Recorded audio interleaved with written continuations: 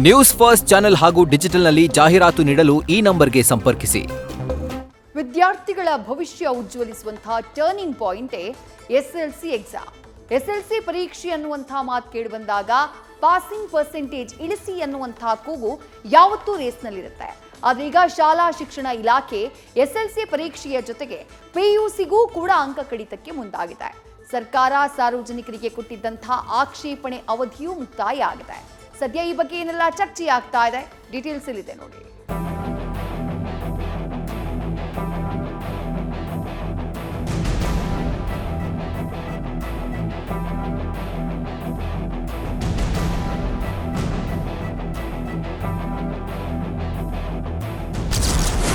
SSLC ಮತ್ತು PUC passing mark ಇಳಿಕೆ.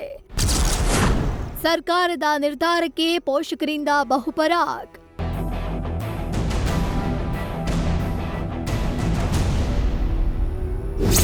ಕೇಂದ್ರೀಯ ಪಠ್ಯಕ್ರಮದ ಮಾದರಿಯಲ್ಲಿಯೇ ರಾಜ್ಯದಲ್ಲಿ ದ್ವಿತೀಯ ಪಿಯುಸಿ ಮತ್ತು ಎಸ್ಎಸ್ಎಲ್ಸಿ ಪರೀಕ್ಷೆ ಪ್ಲಾನ್ ಅನ್ನ ಶಿಕ್ಷಣ ಇಲಾಖೆ ಮಾಡ್ತಾ ಇದೆ.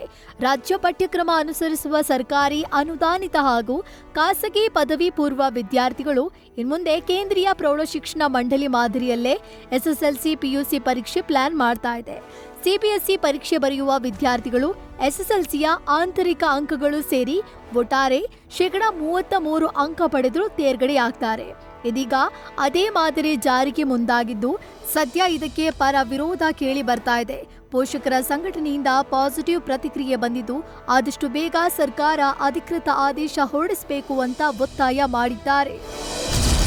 ಅಂದಹಾಗೆ ಈ ವರ್ಷದಿಂದಲೇ ಪಿಯುಸಿ ಹಾಗೂ ಎಸ್ಎಸ್ಎಲ್ಸಿ ಮುಖ್ಯ ಪರೀಕ್ಷೆಗೆ ಪಾಸಿಂಗ್ ಅಂಕ 33% ಇಳಿಕೆಗೆ ಶಿಕ್ಷಣ ಇಲಾಖೆ ಚಿಂತಿಸಿದೆ. ಸದ್ಯ ಇದ್ದ 35% ಓವರ್ ಆಲ್ ಪಾಸಿಂಗ್ ಅಂಕವನ್ನ 33% ಇಳಿಕೆ ಮಾಡಲು ಶಿಕ್ಷಣ ಇಲಾಖೆ ಮುಂದಾಗಿದ್ದು, ಇನ್ಮುಂದೆ ಪ್ರತಿ ವಿಷಯದಲ್ಲಿ 30 ಅಂಕಗಳನ್ನು ಪಡೆದರೆ ವಿದ್ಯಾರ್ಥಿಗಳು ಉತ್ತೀರ್ಣರಾಗ್ತಾರೆ. ಈ ಬಗ್ಗೆ 15 ದಿನಗಳ ಸಮಯ ನೀಡಿ ಸಾರ್ವಜನಿಕ ಆಕ್ಷೇಪಣೆಗಳನ್ನು ಸಲ್ಲಿಸಲು ಹೇಳಿತ್ತು. ಜನರ ಪೋಷಕರ ಅಭಿಪ್ರಾಯದ ಮೇಲೆ ಅಂಕ ಇಳಿಕೆ ಆದೇಶಕ್ಕೆ ಸರ್ಕಾರವೂ ಮುಂದಾಗಿತ್ತು. ಈಗ ಪೋಷಕರ ಅಭಿಪ್ರಾಯ ಆಕ್ಷೇಪಣೆ ಸಲ್ಲಿಕೆಯಾಗಿದ್ದು ಬಹುತೇಕರು ಶಿಕ್ಷಣ ಇಲಾಖೆಯ ನಿರ್ಧಾರಕ್ಕೆ ಮಿಶ್ರ ಪ್ರತಿಕ್ರಿಯೆ ನೀಡಿದ್ದಾರೆ. ಇದರಿಂದ ಶಿಕ್ಷಣ ಗುಣಮಟ್ಟ ಕುಸಿಯುವ ಬಗ್ಗೆ ವಿರೋಧ ಹೊರಹಾಕ್ತಿದ್ದಾರೆ. ಪರ್ಸೆಂಟೇಜ್ ಅನ್ನ ಇಳಿಸಿದ್ದಾರೆ. ಇದರಿಂದ ಏನಾಗುತ್ತೆ ಅಂದ್ರೆ ಸಿಂಪಲ್, ಪಾಸ್ ಆಗ್ತಕ್ಕಂಥ ಸಂಖ್ಯೆ ಹೆಚ್ಚಾಗುತ್ತೆ, ಆದರೆ ಗುಣಮಟ್ಟದಲ್ಲಿ ಯಾವುದೇ ರೀತಿ ಹೆಚ್ಚಳ ಆಗೋದಿಲ್ಲ. ಅಂದರೆ ಸರ್ಕಾರ ಇಲ್ಲಿ ಗುಣಮಟ್ಟದ ಶಿಕ್ಷಣ ಕೊಟ್ಟು ವಿದ್ಯಾರ್ಥಿಗಳ ಒಂದು ಜ್ಞಾನವನ್ನು ವೃದ್ಧಿಸ್ತಕ್ಕಂಥ ಒಂದು ಸರಿಯಾದ ವೈಜ್ಞಾನಿಕ ಕ್ರಮವನ್ನು ತಗೊಳ್ಳೋದನ್ನು ಬಿಟ್ಟು ಫೇಲ್ ಆಗ್ತಕ್ಕಂಥ ವಿದ್ಯಾರ್ಥಿಗಳೇನೇ ಕೂಡ ಅವ್ರು ಫೇಲ್ ಅಲ್ಲ ಅಂತಕ್ಕಂಥದ್ದನ್ನು ತೋರ್ಸಕ್ಕೆ ಹೋಗ್ತಾ ಇದೆ. ತಕ್ಷಣವೇ ರಾಜ್ಯ ಸರ್ಕಾರ ಇದನ್ನು ಇಮಿಡಿಯೇಟ್ ಆಗಿ ಆದೇಶ ಹೊರಡಿಸಬೇಕು. ಯಾಕೆಂತ ಹೇಳಿದ್ರೆ ಇದು ಕಳೆದ 2 ವರ್ಷದಿಂದ ಏನು ನಮ್ಮ ವೆಬ್ಕಾಸ್ಟಿಂಗು ಮತ್ತು CCTV ಅಂಡರ್ಲಿ ಪರೀಕ್ಷೆಗಳು ನಡೀತಾ ಇರೋದ್ರಿಂದ ಭಾಳಷ್ಟು ಗಣನೀಯ ಪ್ರಮಾಣದಲ್ಲಿ ಏನು ಶಿಕ್ಷಣ ವ್ಯವಸ್ಥೆ ಕುಸಿತೋಗಿತ್ತು. ಜೊತೆಗೆ ರಿಸಲ್ಟ್ ಕೂಡ ಭಾಳ ಕುಸಿತ ಕಂಡಿತ್ತು. ಸೊ ಹಾಗಾಗಿ ನಾವು CBSEನಲ್ಲಿ ಒಂದು ರೀತಿ ಮತ್ತು ರಾಜ್ಯ ಪಠ್ಯಕ್ರಮದಲ್ಲಿ ಒಂದು ರೀತಿ ಮಾಡೋದು ಸರಿಯಾದ ಕ್ರಮ ಅಲ್ಲ. ಇಲ್ಲ, ಒಂದು CBSEನೇ 35% ತಗೋಬೇಕು, ಇಲ್ಲ ಅಂತಂದ್ರೆ ನಮ್ಮ ಮಕ್ಕಳಿಗೂ ಕೂಡ ಅದು ರಿಲ್ಯಾಕ್ಸೇಷನ್ ಕೊಡಬೇಕು ಅಂತ ಮನವಿ ಮಾಡಿದ್ವಿ.